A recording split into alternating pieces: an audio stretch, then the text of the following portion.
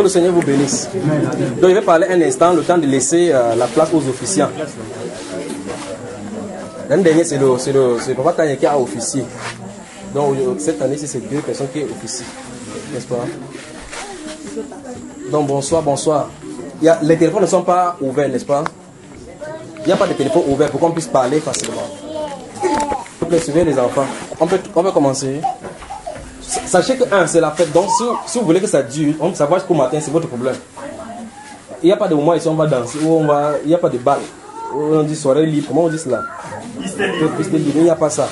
Donc, regardons, vous permettez qu'on regarde dans la Bible, on regarde un sujet. Si le Seigneur peut nous permettre que nous prenions un sujet quelque part. Prenons la parole. Commençons quelque part. Puisse le Saint-Esprit lui-même nous donner un sujet. Donc nous sommes le 3 avril 2015, ce qui correspond au calendrier juif au 14 Nissan de l'an 561, 5775. Donc nous sommes le 14 Nissan de l'an 5775 au calendrier juif. Donc le 14 Nissan. Si celui-là va être comme ça, mettez le sein dans la bouche, ça va se fermer. Donc on peut commencer. Jean chapitre 16, allons-y là-bas. Jean chapitre 16, donc soyons bonne fête. Quelle fête nous avons à célébrer? Jean chapitre 16, donc je vais commencer à lire. S'il arrive que c'est long, il y a des passages certainement qui vont venir. Si les passages viennent, je vais vous les donner. Et si vous donnez des passages, donc je vais dire ce qui est écrit dans ces passages-là. Jean chapitre 16, vous y êtes tout le monde. Donc lisons et prenons un passage. À partir du verset 1, Jean chapitre 16, on y va. Je vous ai dit ces choses afin qu'elles ne soient pas pour vous une occasion de chute. Ils vous excluront des synagogues. Et même l'heure vient où quiconque vous fera mourir croira rendre un culte à Dieu. Et ils agiront ainsi parce qu'ils n'ont connu ni le Père ni moi. Verset 4.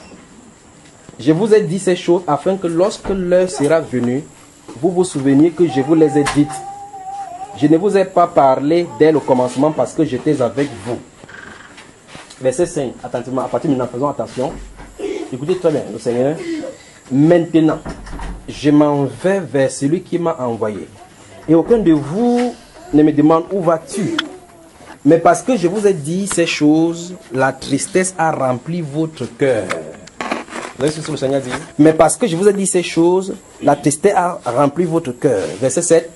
Cependant, je vous dis la vérité. Il vous est avantageux que je m'en aille. Car si je ne m'en vais pas, le consolateur ne viendra pas vers vous. Mais si je m'en vais, je vous l'enverrai. Vous y êtes? Donc je vais parler du sujet. Dans ce verset 4 et verset 5, nous voyons comment le Seigneur est en train de parler à ses disciples. Enfin, il est en train de donner depuis le chapitre 13, après avoir lavé les pieds au chapitre 13 et célébrer la Sainte. Et célébrer la Sainte, après avoir célébré la Sainte au chapitre 13, il commence à leur donner les injonctions parce qu'il va quitter la Sainte. Ici, il dit, lorsqu'il leur a parlé comme ça, la tristesse a rempli leur cœur. Parce qu'ils voyaient la personne qui était aimable, la personne qui était docile, la personne qui pouvait résoudre leurs problèmes subitement en train d'expliquer donc quelque chose comme quelqu'un qui va donner ses dernières, comment vous avez, quand il va mourir, il donne ses dernières volontés. Il fait le testament. Il dit, parce que je vous ai dit ces choses-là, la tristesse a rempli votre cœur. Après, il dit, mais il vous est avantageux pour vous que je m'en aille. Donc je vais parler à un moment donné du sujet, la mort du Seigneur Jésus-Christ, un mal nécessaire. Vous voulez que nous parlions de cela? Un mal nécessaire. Donc personne ne souhaite mourir. Personne ne souhaiterait à quelqu'un de mourir. Mais quand bien même vous savez très bien, quand on quitte en tant que chrétien, si on meurt, on va du côté du Seigneur. Même si vous savez comme ça, si quelqu'un rêve ici qu'il est mort, c'est que c'est le feu dans la nuit. Vous chassez l'esprit des morts, pas vrai? Même si on vient vers toi, on dit que frère, tu es censé mourir demain pour aller dans la gloire voir le Seigneur. Si le Seigneur ne peut pas attendre. C'est pas ça? Parce que le réflexe, c'est qu'on a peur de la mort. Donc je vais parler du sujet, la mort de notre Seigneur Jésus-Christ, un mal nécessaire. Lui-même, il le dit dans sa phrase ici. C'est vrai que je suis votre ami, c'est vrai que vous m'aimez, mais il vous est avantageux que je m'en aille. Donc on va voir pourquoi c'est nécessaire, pourquoi c'est mal. C'est mal d'abord, 1, parce que c'est notre Seigneur. 2, parce qu'il est innocent. 3, on l'accuse pour rien. Tout cela c'est mal. Et la mort n'est jamais bon. Mais pourquoi est-ce que c'est nécessaire? C'est ce qu'on va voir dans les Écritures. D'accord? Donc, comme vous avez noté Jean chapitre 16, nous avons lu du verset 1 à 5. Vous pouvez voir dans la suite, jusqu'à 7 là. Donc, notez seulement Jean chapitre 16. Donc, je vais continuer à donner là maintenant. D'accord? Donc, le mal nécessaire. Donc, c'est une nécessité que le Seigneur meurt. Et en plus de cela, c'est avantageux pour nous. Donc, c'est un mal qui est mauvais, mais de l'autre côté, c'est vraiment nécessaire. C'est-à-dire que pour le tuer, c'est mauvais. C'est mauvais qu'il meure, pas vrai? C'est mauvais vraiment. Il n'a rien fait. C'est mauvais. Mais la chose glorieuse derrière ce qui est mauvais là est plus bon que le mauvais. C'est cela. Vous comprenez? Colossiens chapitre 1. Colossiens chapitre 1. Aidez quelqu'un à trouver pourquoi on passe rapidement à la fête. On est dans la fête. On est dans la fête. Vous êtes vraiment joyeuse? Donc, vous savez, quand les gens vont au deuil, lorsque traditionnellement, quand les gens meurent, on met le corps là-bas, si c'est la veillée sans corps ou bien veillée avec corps, ou bien comment chacun est comme ça.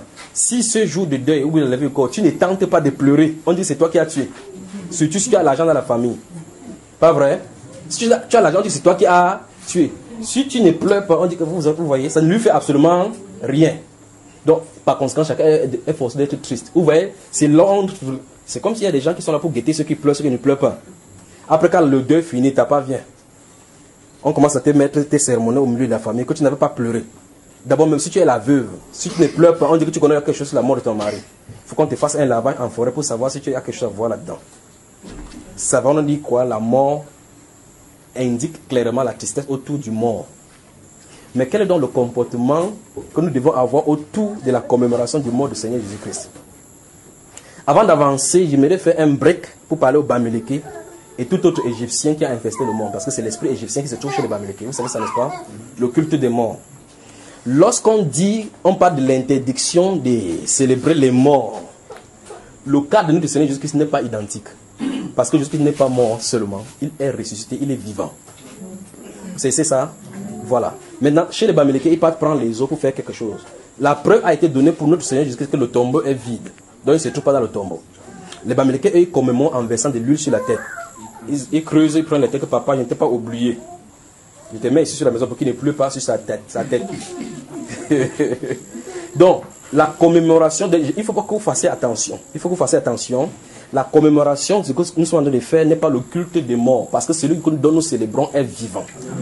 D'accord? Voilà, il est vivant. Donc, c'est différent avec les Bamileke. Nos parents et autres qui sont morts depuis là, s'ils sont morts sans Jésus-Christ, ils n'ont point d'espérance. Ceux qui sont morts avec le Seigneur Jésus-Christ ont l'espérance parce que leurs œuvres le suivent. C'est pour ça qu'on ne doit pas les célébrer. Dieu l'a interdit. Donc, la mort de notre Seigneur Jésus-Christ n'est pas identique à comme d'autres morts. Parce que la Bible déclare qu'il est le prémisse de ceux qui sont morts, afin d'être en tout premier. Saisissez, frères. Est-ce que vous me comprenez? Donc, je crois que la mise au point est claire, n'est-ce pas? Donc, la mort, nous ne célébrons pas le culte des morts en commémorant la mort de notre Seigneur Jésus-Christ. Vous saisissez? Nous annonçons ainsi ce qu'il a fait pour nous à la croix jusqu'à ce qu'il revient. C'est pour ça qu'on parle de la commémoration. De la commémoration. On se souvient de ce jour-là. Donc, je suis en train de dire, avant d'avancer, c'est différent. Vous comprenez vraiment qu'il y a une différence entre ce que les Bamileke célèbrent et ce que nous faisons. Nous célébrons ici parce qu'il y a un but derrière. Les Bamileke, eux, célèbrent. Vous voyez, il y a des gens qui merci maman. Il y a même les chrétiens ont ça, les foulards, avec les habits, avec mon père. C'est mon père ici. Vous savez, les veuves là, quand elles se tournent vers la photo de son mari, elles disent tu vas laisser à qui? 2 ans après, 5 ans après, vous voyez dans les presses, on dit qu'il y a une mémorial à la mémoire de tel père qui est parti à telle année. Ce jour-là, les gens pleurent encore. Vous pleurez quoi? C'est mon père qui est mort. Quand? 5 ans. Ici, ce n'est pas bon. Ici, ce n'est pas bon. Ici, c'est pour ça que je suis allé aller quelque part parce qu'en réalité, j'ai parlé de tristesse autour de la mort normalement. Ici, ce n'est pas la tristesse. D'accord? Nous fêtons cette mort-là.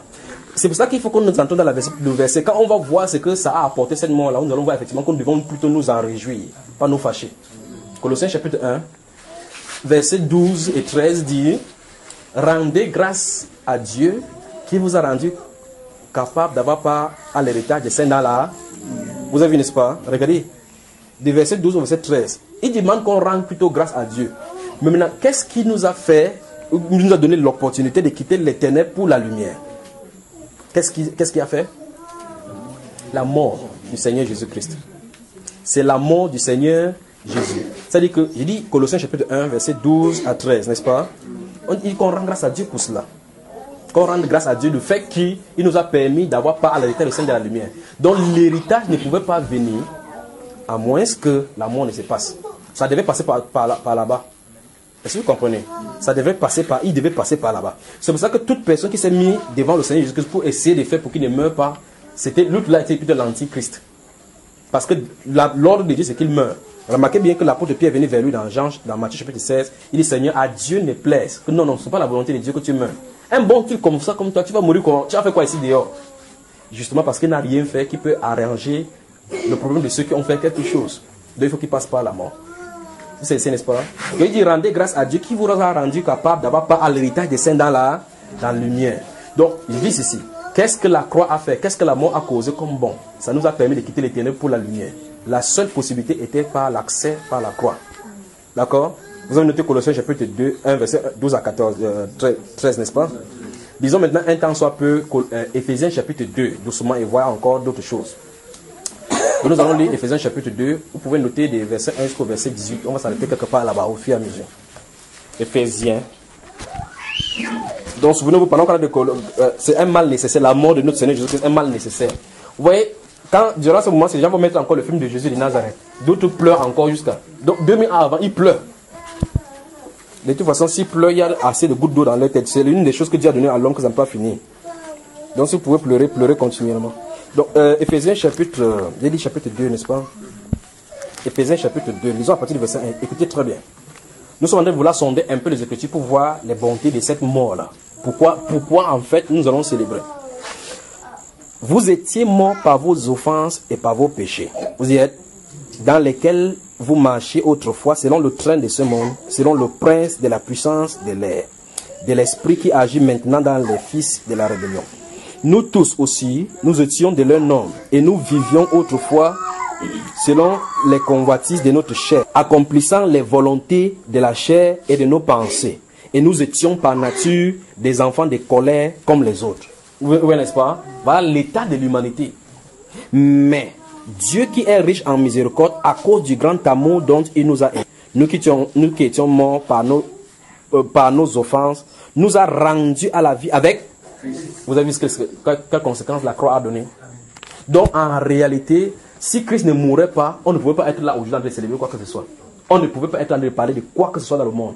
C'est que chacun mourrait, allait en enfer doucement. Mourait, allait en enfer doucement. C'est pour ça qu'il a parlé de grand amour dont Dieu nous a manifesté. C'est-à-dire que c'est la brèche, c'est le bras tendu de Dieu pour faire venir les coupables vers lui. La mort du Seigneur Jésus-Christ. Donc la mort du Seigneur Jésus-Christ était un mal nécessaire. Pourquoi il fallait-il qu'il meure?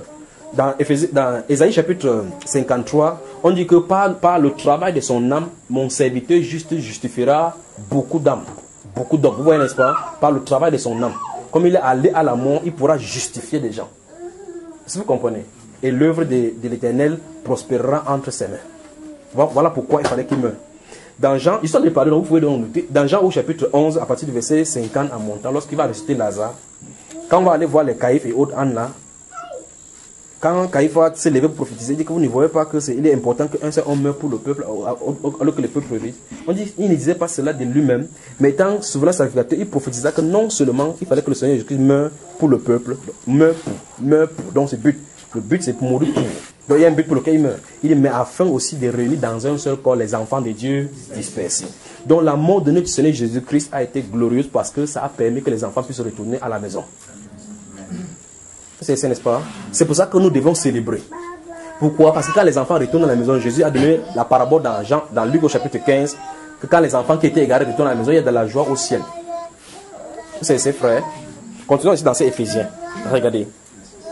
Verset 6. Il nous a ressuscités ensemble et nous a fait asseoir ensemble dans les lieux célestes oh mon Dieu, en Jésus-Christ, afin de montrer dans les siècles à venir l'infinie richesse de sa grâce par sa bonté envers nous en Jésus-Christ.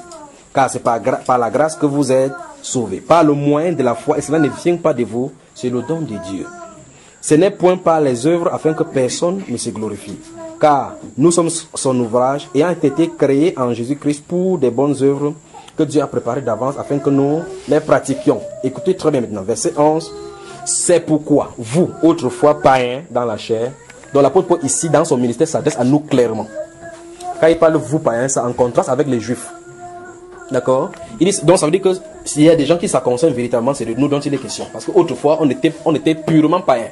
Il dit, c'est pourquoi vous, autrefois païens dans la chair, appelés incirconcis par ceux qu'on appelle circoncis, et qui le sont en la chair par la main de l'homme.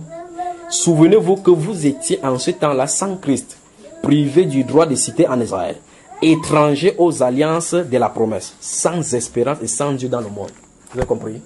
Donc quand les gens essaient d'utiliser les philosophies en disant qu'avant que l'évangile ne vienne ici, là, nous servions Dieu, dites-lui que c'est du mensonge pur et simple. On peut utiliser les philosophies en disant qu'ils sont venus ici avec l'évangile pour prendre nos traditions et nous tromper les Africains. C'était le plan de Dieu pour que l'évangile puisse entrer. Ici, la Bible est claire, avant que Christ ne vienne, pour qu'on n'ait pas à cette alliance-là, on était étrangers, sans Christ, sans Dieu. Donc, tous ceux qui servaient, même s'ils appelaient si, c'était des démons. Amen. Ici, il dit, verset 13, mais maintenant, en Jésus-Christ, vous qui étiez jadis éloignés, vous avez été rapprochés par le sang de Christ. Vous avez suivi ça, frère? Donc, la mort de notre Seigneur Jésus-Christ était un mal nécessaire. La mort de notre Seigneur Jésus-Christ, c'était le but ultime de Dieu pour pouvoir réconcilier les gens qui n'avaient pas part à l'alliance. Est-ce que vous comprenez? Et pour ce faire, Dieu a dit rejeter ceux qui avaient la part à l'alliance. Parce qu'il pouvait traiter avec eux. Il pouvait continuer à traiter avec eux. Mais le problème, c'est que qu'est-ce que ceux qui sont dans le monde avaient fait pour ne pas mériter? Parce que, souvenez-vous, le Seigneur avait choisi un peuple qui portait son nom, avec lequel il traitait au fur et à mesure. Par la suite, à un moment donné, il a mis pause sur son programme par rapport à eux pour se retourner vers nous. Et alors, pour se retourner vers nous, donc pour le réconcilier, il a fallu la mort de son fils Jésus-Christ. D'accord? Vous savez, frères? Ok, maintenant avançons, regardez. Verset 14. Car il est notre paix. Qui est notre paix? Christ. Christ est notre paix. Et nous avons cette paix-là à cause de la mort dont il a souffert. Regardez. Lui qui des deux n'en a fait qu'un et qui a renversé le mur de séparation, l'inimitié.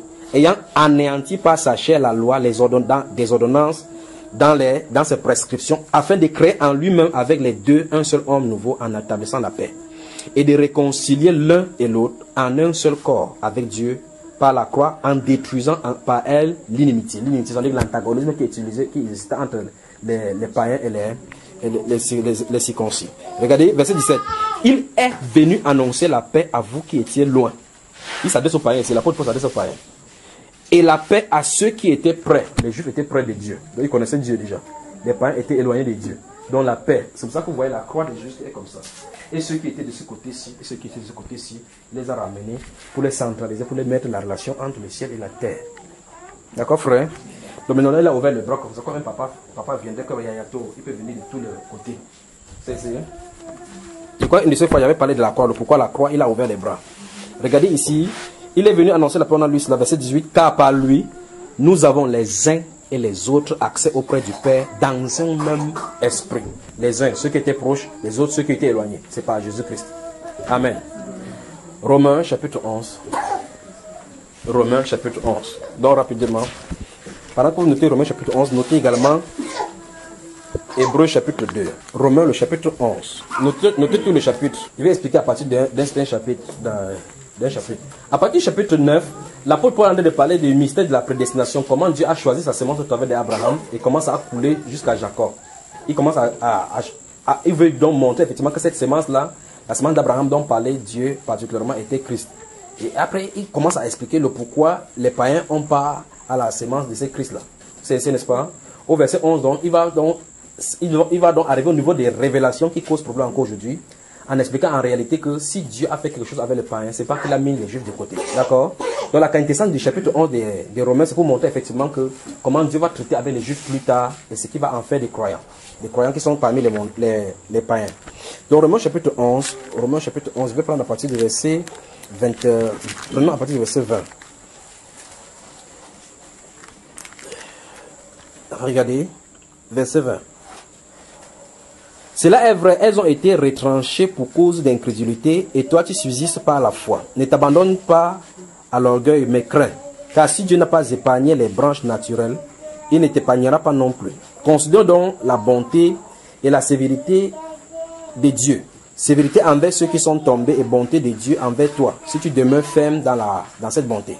Autrement, tu seras aussi retranché. Eux de même, s'ils ne persistent pas dans l'incrédulité, ils seront hantés. Vous y êtes? Car Dieu est puissant pour les hanter de nouveau. On parle des Juifs ici. Vous y êtes? Si toi, tu as été coupé de l'olivier naturellement sauvage, on parle des païens ici.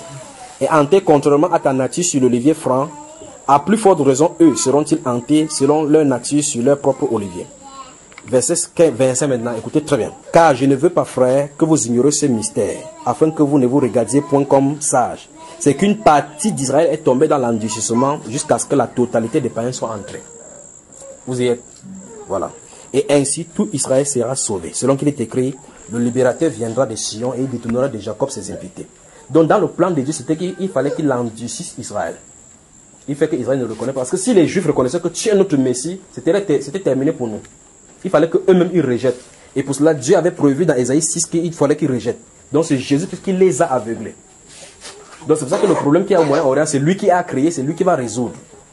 D'accord? Maintenant, le pourquoi, vous tournez du côté des Juifs et des musulmans, vous dites que pourquoi ils bagarrent chaque jour comme ça? Ils bagarrent chaque jour parce que la totalité des païens ne sont pas encore entrés. C'est ce qu'on a dit ici. Regardez verset 25. Car je ne veux pas, frères, que vous ignorez ce mystère, afin que vous ne vous regardiez point comme sages. C'est qu'une partie d'Israël est tombée dans l'endurcissement. Cet endurcissement-là va durer jusqu'à ce que la totalité des païens soit entre deux groupes, les Juifs et les païens. Il y a un nombre de gens qui doivent être sauvés chez les païens. Tant que ce nombre n'est pas arrivé, Israël va rester dans l'endurcissement. Si le nombre, le dernier a entré dans le plan de Dieu, je ne connais pas le nombre, personne ne connaît le nombre, personne ne connaît la dernière personne à entrer. Le jour où la dernière personne va entrer, pam, il va se tourner vers les Juifs. Alors on va prêcher n'importe quoi dans le monde, personne ne pourra plus jamais être sauvé. C'est ça. Hein? Donc alors maintenant, comme on a lu dans Ephésiens chapitre 2 tout à l'heure, qu'il a voulu faire des deux un seul corps. Un corps-là a été possible par le sang de Jésus. Donc il a fallu qu'il meure. Il a fallu qu'il meure. Alors maintenant, pour qu'il meure, il faut qu'il y ait des gens qui doivent le tuer. Il faut qu'il y ait quelqu'un qui doit le trahir. C'est pour ça que dans son plan, dans son film, il a écrit que quelqu'un va le trahir. C'est que tu vas faire, fais-le. Il va le trahir. Il le livre. Il arrive devant le souverain sacrificateur. On pose des questions. Il n'y a aucune question qui peut le faire le condamner.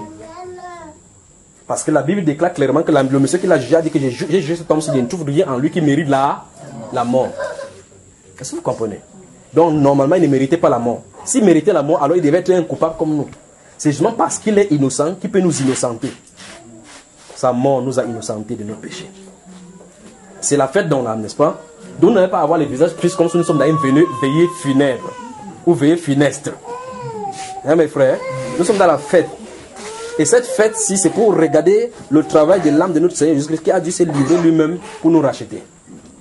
Nous racheter de nos péchés. Afin que nous soyons saints et irrépréhensibles devant le Seigneur. D'accord? Éphésiens chapitre 1. Rapidement. Éphésiens chapitre 1. Notez, je vous ai dit tout à l'heure de noter Hébreux chapitre 2, n'est-ce pas? Dans ce Hébreux chapitre 2, vous notez les versets 14 à 15. Éphésiens. Notez Éphésiens chapitre 1 et puis chapitre 3, versets 1 à 12. Allons rapidement pour qu'il vous laisse. Il faut qu'on fête. Parce que moi, monsieur chaud pour fêter là. Allons dans Hébreux chapitre 2. Notez Éphésiens chapitre 1. Puis le chapitre 3, verset 1. Pour voir la même chose qui est expliquée là-bas. D'accord? Dans le chapitre 1 d'Éphésiens, il va dire rendez grâce à Dieu qui vous a rendu. Non. Que béni soit Dieu, le Père de notre Seigneur Jésus-Christ, qui nous a bénis de toutes sortes de bénédictions spirituelles dans les lieux célestes. En lui, Dieu nous a élus avant la fondation du monde. Donc, dans le programme de Dieu, tout se trouve en lui.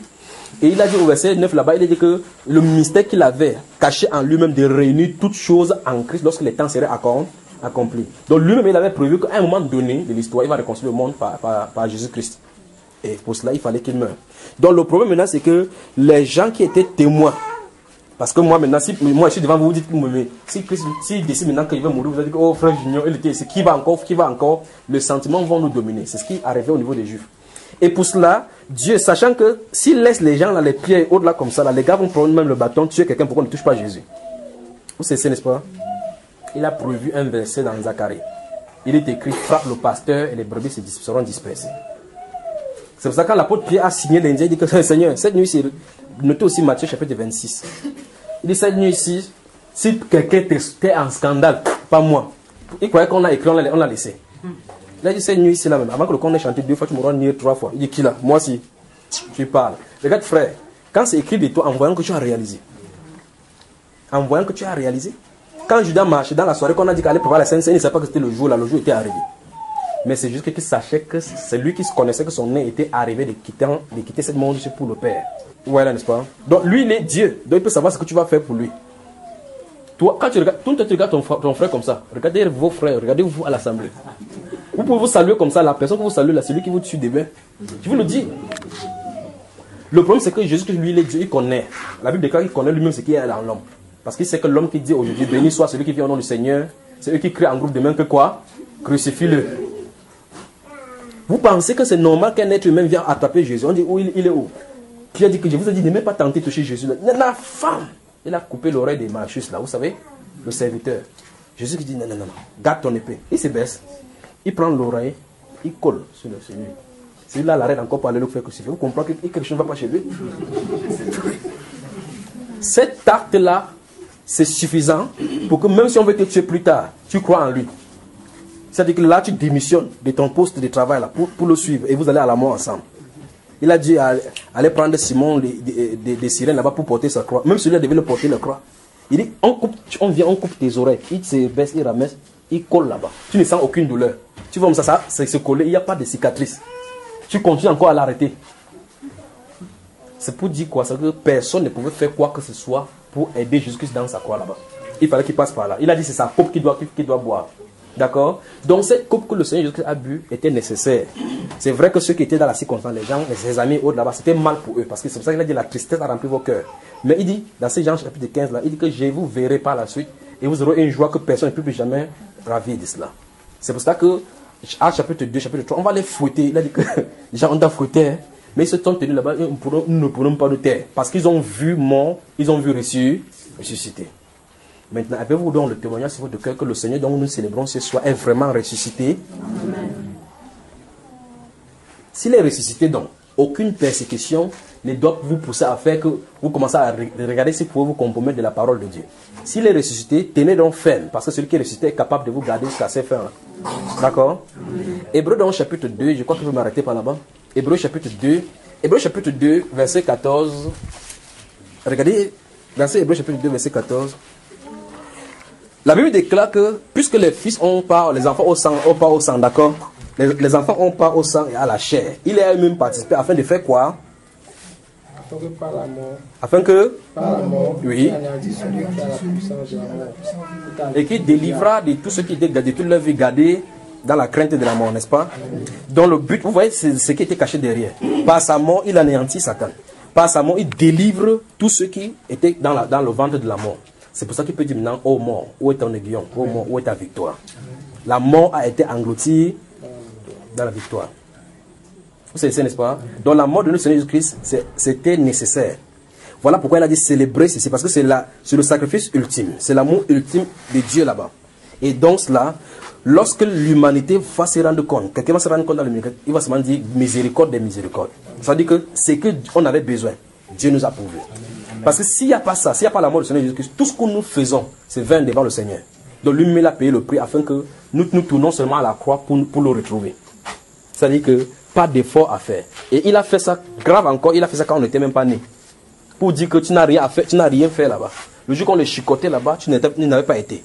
Tout ce qu'il a subi, le propre les insultes, on n'a jamais subi. C'est seulement le record qu'on a dans la Bible, là, qu'on est en train de suivre là maintenant. Pas vrai? Donc il a souffert sans nous. Il nous a sauvés sans nous. Dans ce cas, nous devons seulement célébrer. Dis à ton voisin, bonne fête. Bonne fête. Que le Seigneur vous bénisse.